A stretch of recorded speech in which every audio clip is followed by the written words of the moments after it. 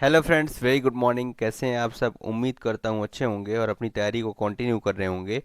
Friends, आज का जो है वीडियो है, यह SECR that is south east central railway द्वारा कंडक्ट किया हुआ ऑन द डेट 23 जुलाई 2023 को, मीन्स अभी रिसेंट का पेपर है, जो कि exam staff welfare inspector post के लिए कंडक्ट कराया गया था।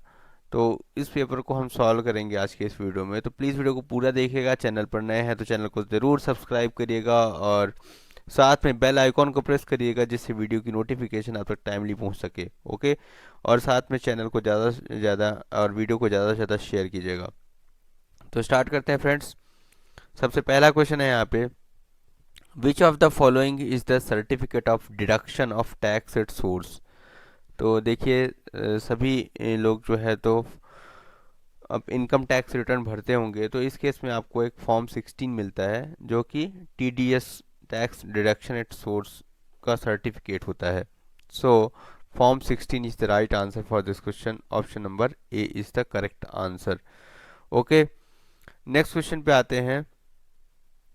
पूछा जा रहा है, which of the following form is used for income tax return. तो which are the following is form is used for income tax return? Sahaj, Saral, both and none of the above। तो इसका आंसर हो जाएगा that is both. Both Sahaj and Saral are used for income tax return. Next question पे आते हैं। How many divisions are in SECR। तो SECR के अंदर टोटल 3 डिवीजन है। ठीक है, so option number B is the right answer. Next है question number 4। What is the full form of tan.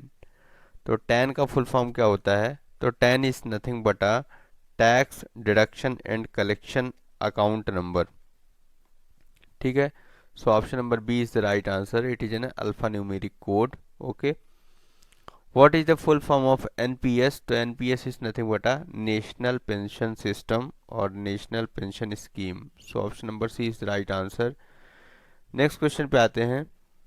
Which of the following form is for tax credit statement. तो tax credit statement के लिए कौन सा form है? Form 15, form 16, form 20AS and form 26AS। तो form 26AS आपको मिलता है। ठीक है, और फॉर्म 16 दोनों मिलता है। या फॉर्म 26AS जो है, आप इनकम टैक्स की जो वेबसाइट है वहाँ से आप डाउनलोड भी कर सकते हैं। तो फॉर्म 26AS के अंदर आपका टैक्स क्रेडिट स्टेटमेंट होता है। ओके।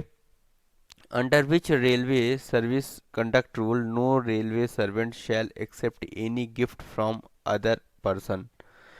देखिए यहाँ पे तो गिफ्ट के बारे में पूछा जा रहा है। यहाँ पे रूल नंबर 15 हो गया, रूल नंबर 13A हो गया, रूल नंबर 13 हो गया और रूल नंबर 15A दिया हुआ है यहाँ पे। तो किस रेलवे सर्विस कंडक्ट रूल के तहत जो है तो गिफ्ट का प्रोविजन है यहाँ पे? तो rule number 13 is the right answer. Okay.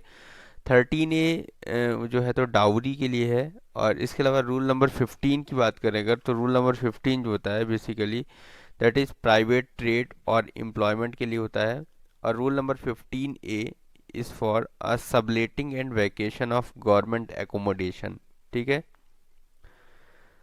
तो 15 प्राइवेट ट्रेड एम्प्लॉयमेंट हो गया और 15A that is a subletting and vacation of government accommodation. Okay. Next question आते हैं। As per railway service conduct rule, as per railway service conduct rule 1966 every railway servant shall maintain absolute integrity, maintain devotion to duty, do nothing which is unbecoming of railway servant. तो ये rule number 3 के general rules हैं। ठीक है, जो कि हर एक railway servants को फॉलो करने होते हैं।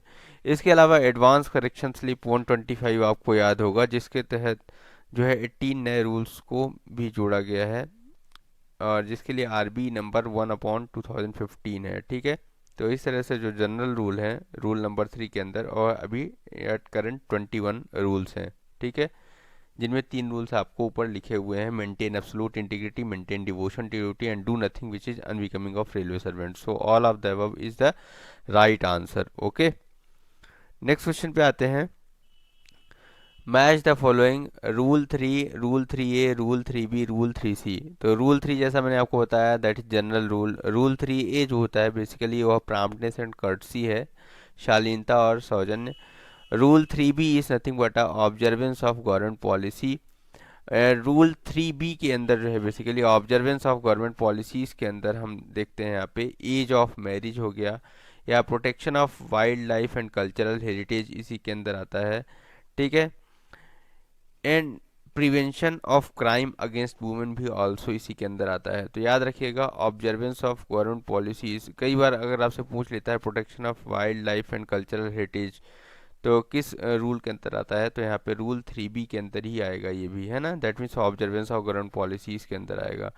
ओके, तो इस तरह से rule 3A that is promptness and courtesy, so A का फर्स्ट हो जाएगा, ए का फर्स्ट इसमें और इसमें है 3A, और बी का 3 हो जाएगा, so option number B is the right answer. Okay, C का 2 और डी का 4। नेक्स्ट क्वेश्चन पे आते हैं। Match the following and choose the correct answer.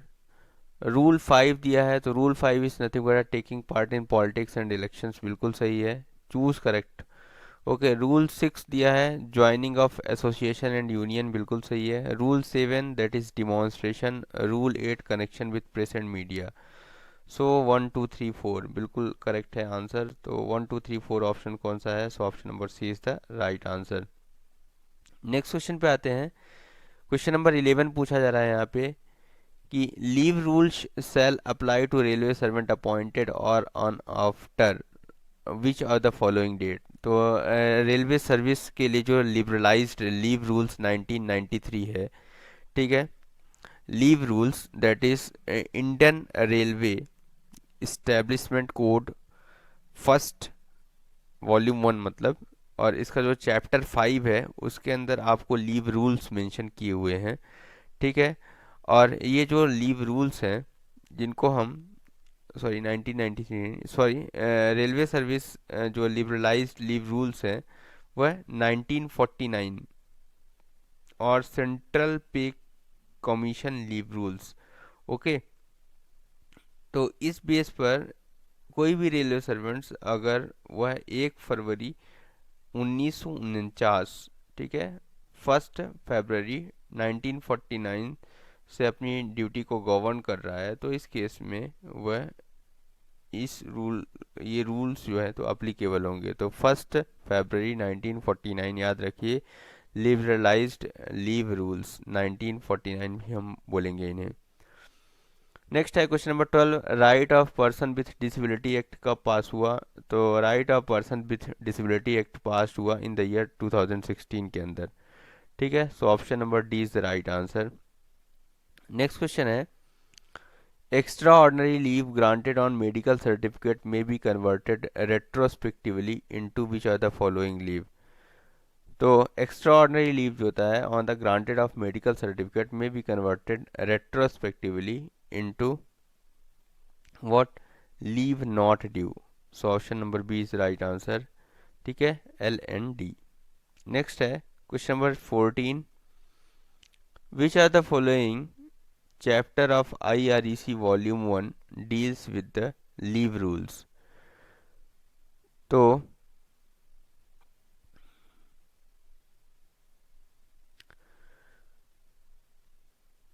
इसका आंसर मैंने अभी आपको बताया कि IREC जो वॉल्यूम 1 है उसके अंदर जो लीव रूल्स हैं वह चैप्टर 5 के अंदर मेंशन किए हुए हैं। ठीक है, सो chapter 5 is the right answer. Chapter 6 की बात करें अगर, तो चैप्टर 6 के अंदर medical attendance and treatment rules हैं।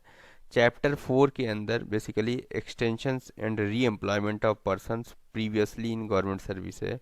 ठीक है, तो जैसे हम री इंगेजमेंट ऑफ जो भी रिटायर्ड रेलवे सर्वेंट्स हैं उनका जो एम्प्लॉयमेंट करते हैं, री एम्प्लॉयमेंट करते हैं, वो चैप्टर 4 के अंदर जो मेंशन रूल्स हैं उसके अकॉर्डिंग करते हैं। चैप्टर 10 जो है बेसिकली वह स्टेट रेलवे ग्रेचुटी रूल्स है। ठीक है, चैप्टर 8 के अंदर SBF that is staff benefit fund. Chapter 9 provident fund rules हैं। ठीक है, तो चैप्टर 11 के अंदर ज्वाइनिंग टाइम रूल्स हैं। तो ये याद रखिएगा आप, ये इंपॉर्टेंट चैप्टर्स हैं कुछ IREC वॉल्यूम 1 के अंतर्गत। नेक्स्ट है which are the following statement is not correct about leave rules.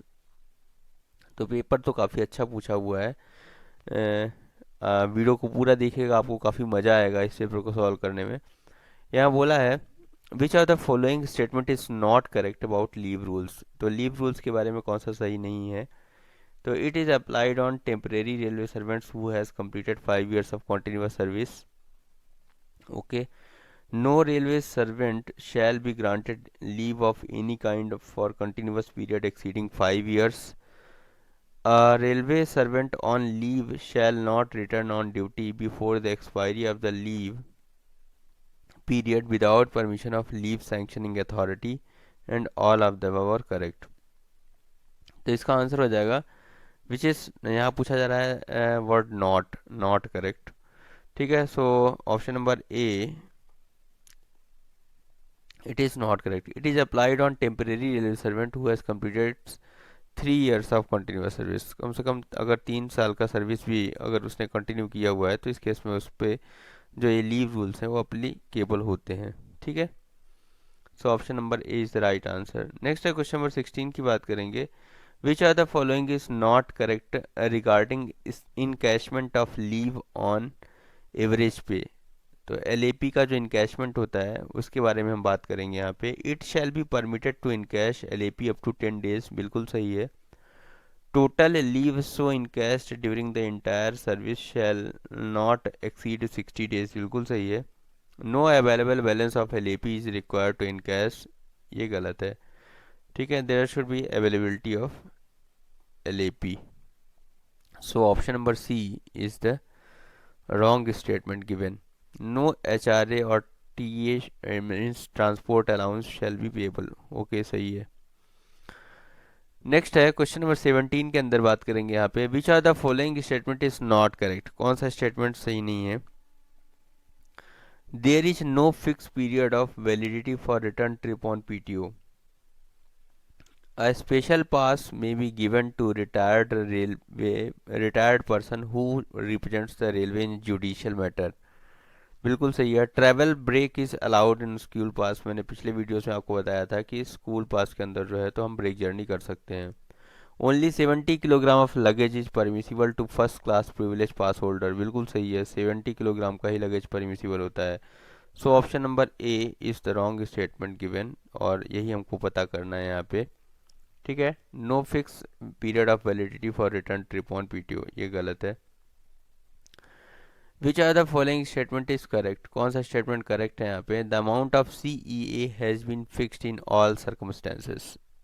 देखिए वर्ड यहाँ पे लिखा है ऑल सर्कमस्टेंसेस। ऑल सर्कमस्टेंसेस के केस में जो है तो amount of CEA that is children education allowance है वह फिक्स होता है। Account concurrence is not required to sanction the grant of educational assistance to railway employee. Regular physical attendance of student in a school or college is mandatory to claim CEA in all the circumstances. Regular physical attendance of student, CEA is admissible for only 2 children in all the circumstances. Okay, तो इसका answer हो जाएगा, देखिए यहाँ पे word all the circumstances के according amount of CEA has been fixed in all the circumstances. ठीक है, हर एक सर्कमस्टेंसेस पर जो है तो अमाउंट ऑफ CGA को फिक्स किया हुआ है। ठीक है, जैसे 2250 रुपये का जो CEA है फिक्स है। ठीक है, और इन केस ऑफ दिव्यांग चिल्ड्रन के लिए जो है तो जस्ट डबल हो जाता है वह हॉस्टल सब्सिडी और एज वेल एज आपका जो CEA है। ठीक है, बट यहाँ पे जो स्टेटमेंट दिया हुआ है इस चीज़ के लिए कि account concurrence is not required to sanction the grant of educational assistance to railway employee, यह पूरी तरह से गलत है। अकाउंट कंकरेंस तो नेसेसरी है इसके लिए। नेक्स्ट क्वेश्चन पे आते हैं। क्वेश्चन नंबर 19 की बात करेंगे। To claim the CTG composite transfer grant, to claim the CTG in regard to serving employee, generally after the transfer is ordered the personal effect shall be moved within how many days or month. So इसका answer हो जाएगा within 6 month। Option number A is the right answer. Next question पे आते हैं, which are the following statement is not correct. कौन सा statement सही नहीं है बोला है यहाँ पे, विच इज नॉट करेक्ट। तो widow sister can be included in privilege pass as dependent, बिल्कुल सही है। Higher grade pass can be issued on medical ground, तो मेडिकल ग्राउंड पे हायर ग्रेड पास इशू किया जा सकता है, बिल्कुल सही है। Unmarried daughter can be included in privilege pass, बिल्कुल सही है। Validity of half set PTO is 6 month, ये गलत है। हाफ सेट पीटीओ का वैलिडिटी 6 मंथ नहीं होता। नेक्स्ट है, what do you mean by 100% CTG. तो 100% सीटीजी अगर कहीं बोला जाता है तो इसका मतलब होता है क्या, 80% ऑफ बेसिक पे। ठीक है, तो 100% CTG means what, 80% of basic पे। नेक्स्ट है, window pass scheme was started for the widows for those railway servants who were in service. तो 31 मार्च 1987, 12 मार्च 1987, 1 फरवरी 1985 एंड 31 दिसंबर 1985। तो इसका आंसर हो जाएगा, विडो पास स्कीम जो है वह स्टार्ट किएगा for widows, that is on 12 March 1987। So option number B is the right answer for this question. How many day और week shall week notice should be given before going to strike in a public service. तो ये काफ़ी important question है, that is industrial dispute act 1947 की बात करी हुई है इसके अंदर। जिसको आपने पढ़ा होगा कि इंडस्ट्रियल डिस्प्यूट एक्ट 1947 के अंदर अगर स्ट्राइक का केस होता है या लॉकआउट का केस होता है, तो इस केस में no person or employed in public utility cell go on strike without giving to the employer notice of strike. ठीक है, as here been provided within 6 week before striking. ठीक है, तो कम से कम जो है तो 6 वीक्स का आपको नोटिस यहाँ पे देना होता है एम्प्लॉयर को। और ये केस जो है लॉकआउट पर भी होता है, अगर कोई पूछ देता है यहाँ पे लॉकआउट के बारे में, तो लॉकआउट के लिए भी जो एम्प्लॉयर होता है उसको 6 वीक का नोटिस जो है अपने जितने भी उसके अंडर में एम्प्लॉय हैं तो उनको देना होता है। ठीक है, इसके अलावा with in 14 days of giving such notice. ठीक है, with in 14 days of giving such notice जो है, तो कोई भी पर्सन इस पर स्ट्राइक पर नहीं जाएगा। ओके, नेक्स्ट क्वेश्चन पे आते हैं। Match the following, match the following and choose correct option.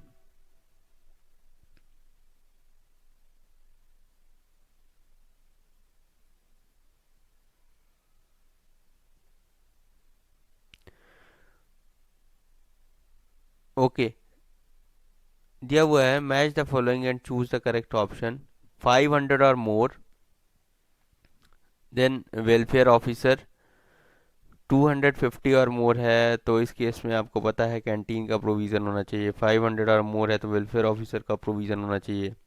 150 और मोर है तो फर्स्ट एड बॉक्स का प्रोविज़न। 30 और मोर है तो क्रिश का प्रोविज़न, या क्रिश या क्रिश जो भी बोलते हैं। तो इस केस में 1 2 3 4 is the correct answer, so option number D is the right answer. Okay, next question है, when the factory act came into effect. तो फैक्ट्री एक्ट 1948 है और यह जो है तो 1 अप्रैल 1949 से इफेक्ट में आया, आपको पता है सभी को ये। नेक्स्ट है, match the following and choose the correct option. देखिए ऐसे क्वेश्चंस काफ़ी आए हैं और काफ़ी, इससे आपको ओवरऑल नॉलेज का पता लगता है यहाँ पे कि आपको जो है पढ़ने के लिए कुछ सिलेक्टिव पॉइंट्स नहीं, सब कुछ पता होना चाहिए। तो मिनिमम वेजेस एक्ट 1948 आपको पता है, industrial dispute act ID act 1947 पता है, तो ए का 2 हो जाएगा और ए का 2 और बी का 1 हो जाएगा। ठीक है, ट्रेड यूनियन एक्ट आपको पता है 1926 होता है। ठीक है, तो trade union 1926। Payment of wages act 1936 होता है, सो POW जिसको बोलते हैं 1936। तो यहाँ से ए का 2 B1, A2 B1 C3 D4, so option number A is right answer हो जाएगा। नेक्स्ट है क्वेश्चन नंबर 27 पे आते हैं, what is the minimum kilometre और distance movement settlement is mandatory to claim CTG। ठीक है, तो ऑन रिटायरमेंट, तो रिटायरमेंट के केस में अगर बात करें यहाँ पे, तो जो मिनिमम किलोमीटर है 50, 15, 30 और नन अदर, तो इसका आंसर 20 किलोमीटर है। ठीक है, 20 किलोमीटर है, तो so none other is right answer for this question. Next question number 28 की बात करेंगे यहाँ पे। यहाँ पूछा है what would be the increased rate of pension if old age pensioner attend his age of 85 years. 85 years age attend कर दिया है अगर उसने, तो इस केस में पूछा है यहाँ पे कि what would be the increase rate of pension. ठीक है, तो आपको पता होगा in case of increase rate of pension और ओल्ड एज एज के बीच में क्या रिलेशन है। ठीक है, तो एज ऑफ पेंशनर अगर 80 से 85 के बीच में है, तो इस केस में 20% of the revised basic pension जो भी होगा या फैमिली पेंशन होगा, तो 20% होगा। और अगर वह 85 टू 90 के बीच में है, तो 30% ऑफ रिवाइज्ड बेसिक पेंशन होगा। 90 टू 95 अगर हो रहा है, इस केस में 40% ऑफ रिवाइज्ड बेसिक पेंशन होगा। और 95 टू 100 अगर है, तो 50% ऑफ रिवाइज्ड बेसिक पेंशन होगा। और 100 ईयर्स और मोर है, तो इस केस में 100% ऑफ रिवाइज्ड बेसिक पेंशन का एडिशनल क्वांटम ऑफ पेंशन होगा। तो यहाँ पे पूछा जा रहा है अगर वो 85 ईयर्स अटेंड कर लेता है, तो इस केस में 30% of basic pension right answer होगा। ओके, 20% ऑफ बेसिक पेंशन मैंने आपको बताया 80 टू 85 के लिए, 50% ऑफ बेसिक पेंशन जो है 95 टू 100 के लिए है। नेक्स्ट है which are the following statement is not correct. कौन सा स्टेटमेंट करेक्ट नहीं है। Special casual leave is granted during natural calamity also, बिल्कुल सही है। Unmarried female employees are also eligible for maternity leave, तो फीमेल मैटरनिटी लीव का यहाँ पे मैरिज से कोई रिलेशन नहीं है।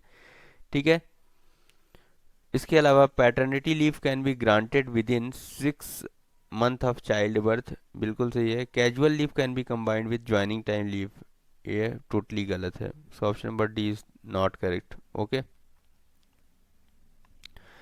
क्वेश्चन नंबर 30 की बात करेंगे। Which are the following statement is not correct regarding maternity leave. तो मैटरनिटी लीव जो है कौन सा सही नहीं है, ये बोला जा रहा है। It is permissible up to 2 live children. ठीक है, it may be availed even if child is dead. This leave is not a right of employ.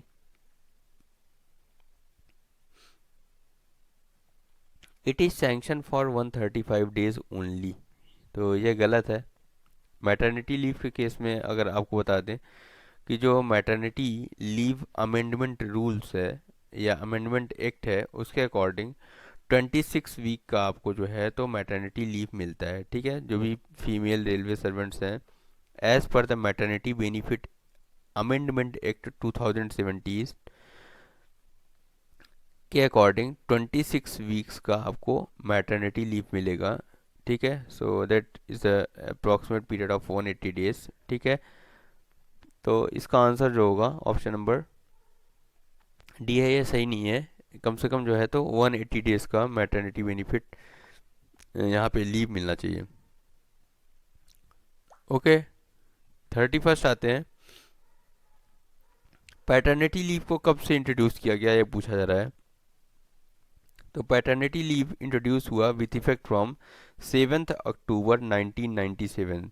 7 अक्टूबर 1997 से जो है तो पैटर्निटी लीव को स्टार्ट किया गया। 7 अक्टूबर, ठीक है, 7 अक्टूबर 1997, याद रखिए ये क्रिटिकल डेट है। 7 अक्टूबर, ठीक है, 1997 से जो है तो इसको स्टार्ट किया गया। तो एज पर दिस जो भी मेल रेलवे सर्वेंट्स हैं before 15 days up to 6 month from the date of delivery of the child, ठीक है, जो है तो पैटर्निटी लीव का बेनिफिट ले सकते हैं, अदरवाइज ये लैप्स हो जाता है। ठीक है, okay, before 15 days up to 6 months from the date of delivery of child. Or like maternity leave, it may be granted in one spell and may be combined with any kind of leave. Okay.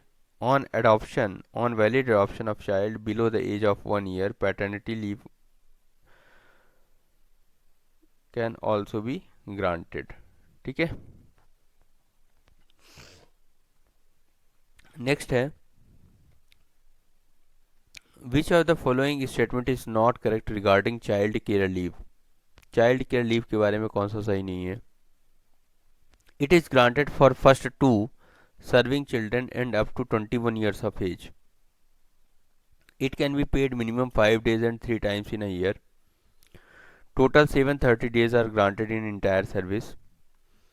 And CCL can be availed for child disease education care etc. तो it is granted, यहाँ पे it is granted for first two serving children, तो बिल्कुल सही है, but up to 18 years of age. So option number A is right answer होगा इसका। यह सही नहीं है, it's wrong statement. 21 years of age नहीं होगा, it will be 18 years of age, यानी बिलो 18 ईयर्स ऑफ एज के लिए ही जो है तो चाइल्ड केयर लीव मिलता है फॉर सिंगल मेल सर्वेंट या फिर जो भी फीमेल रेलवे सर्वेंट्स हैं उनको। ओके और इस केस में जो पीरियड है वह 730 डेज होता है during entire service for taking care of 2 eldest children. इसके अलावा no age restrictions for CCL in case of disabled children and CCL shall be granted in 3 spells। Okay और इसके अलावा अगर बात करें यहाँ पे, it shall not be granted during probation period, it can be extended up to 6 spells। ठीक है, during CCL railway servant shall be paid 100% of salary for first 365 days and 80% of the first next 365 days। तो जब भी CCL आप लेते हैं अगर 730 days के लिए, मतलब लगभग 2 साल के लिए, तो इस केस में आपको पहले जो 365 डेज़ है उसमें पूरी सैलरी मिलेगी, 100% of salary for the first 365 days और 80% फॉर द नेक्स्ट 365 डेज़ के लिए आपको सैलरी मिलेगी। और CCL भी जो है तो अन्य लीव के साथ कंबाइन की जा सकती है। Okay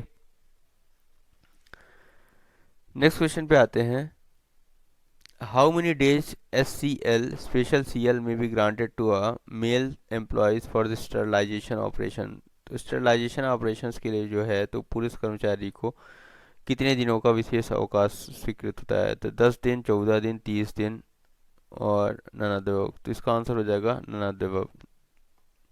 generally it is 7 days. Which are the following statement is not correct. Agniveers who have successfully completed the service period of 4 years can apply for recruitment। So it is a correct statement। Horizontal reservation of 10% and 5% will be provided respectively in a level 1 and level 2 to Agniveers। बिल्कुल सही है। Age relaxation will not be given to them। Agniveers will be given exemption from physical efficiency test where ever is applicable. तो age relaxation will not be given to them, ये तो गलत है। Age relaxation will be given to them. Okay so option number C जो है statement ये गलत statement दिया हुआ है यहाँ पे। What is the present rate of interest for purchase of computer for railway servant. तो as per this 9.1% the right answer, but ये जो है परसेंटेज है फ्रिक्वेंट चेंज हो सकता है, इसलिए ऐसे क्वेश्चंस को जो है तो आप रिलाई ना करें, ये क्वेश्चंस जो है तो टेम्परेरी होते हैं।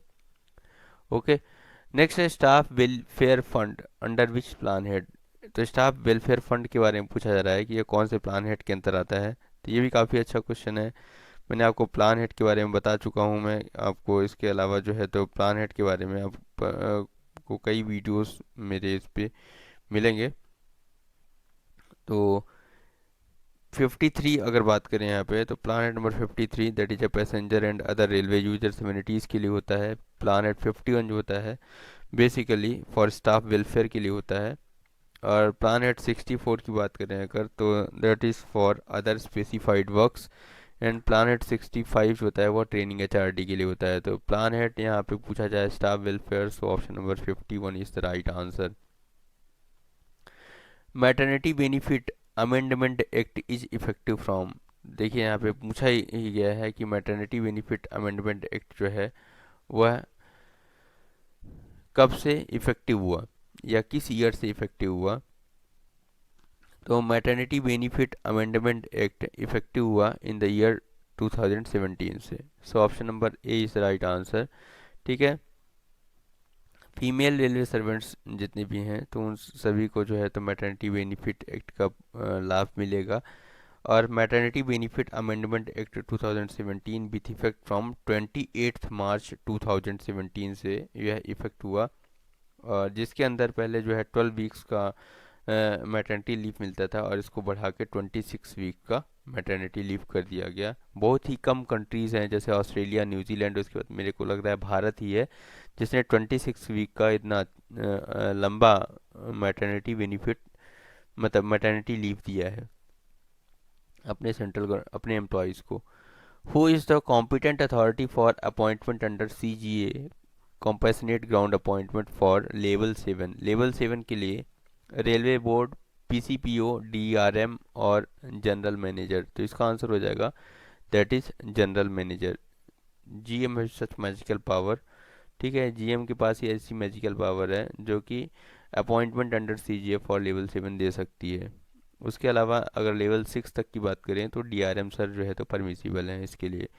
नेक्स्ट है क्वेश्चन नंबर 39 की बात करेंगे। Under which rule of RTI act there shall be no obligation to provide any citizen certain information which are exempted from disclosure।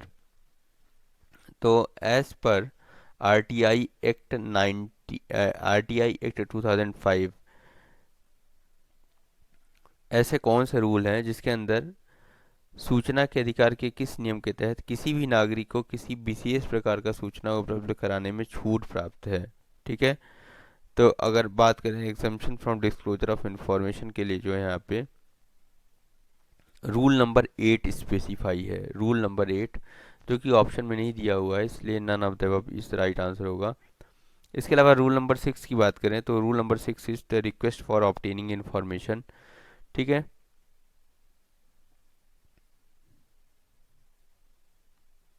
Rule number 6 is request for obtaining information. Rule number 9 is ground for rejection to access in certain cases. Okay. Rule number 18 is for power and function of information commissioner. तो none of the above is the right answer होगा। Which are the following statement is not correct. Encashment of leave cannot be done during child care leave. CCL may be availed up to 22 years of age for disabled। तो ये तो पूरी तरह से गलत है। नहीं। ठीक है। इसके लिए कोई एज लिमिट नहीं है। दिव्यांग चिल्ड्रंस के लिए कोई एज लिमिट नहीं रखा हुआ है। ठीक है। So option number B is the right answer होगा इसके लिए क्योंकि यहाँ पे ऑप्शन पूछ रहा है which is not correct. Okay. So encashment of leave can not be done during CCL। हम तो इनकैशमेंट कर सकते हैं। ठीक है। इसके अलावा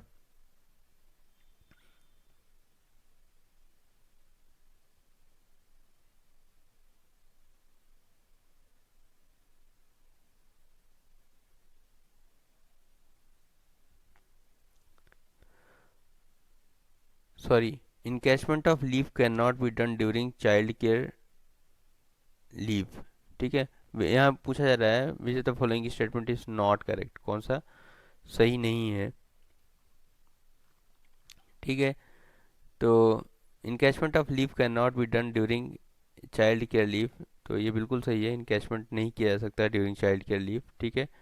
चाइल्ड केयर लीव 730 डेज़ के लिए होती है, उस टाइम पे इनकैशमेंट नहीं कर सकते।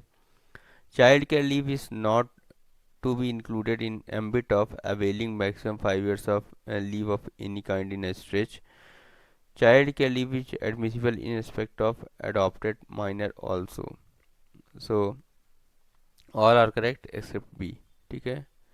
नेक्स्ट क्वेश्चन पे आते हैं। यहाँ पे which are the following statement is not correct. Aadhaar number is 14 digit number. तो देख लीजिए आधार नंबर होता है वह 16 डिजिट का नंबर होता है। ठीक है।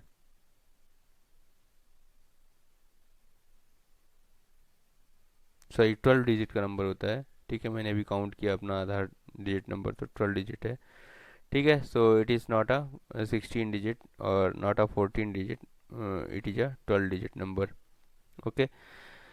Pan is alpha numeric code issued by IT department, तो बिल्कुल सही है। PRAN is a 12 digit unique number provided to each subscriber under NPS, बिल्कुल सही है। Permanent retirement account number. PPO is a 14 digit unique number provided to pensioner, बिल्कुल सही है। 42 सेकंड पे आते हैं। देखिए वीडियो काफ़ी लंबा हो रहा है, वीडियो को हमें यहीं क्लोज करना होगा, लेकिन चलते चलते 42 सेकंड नंबर का क्वेश्चन देख लेते हैं। यहाँ पे पूछा जा रहा है match the following and choose the correct answer.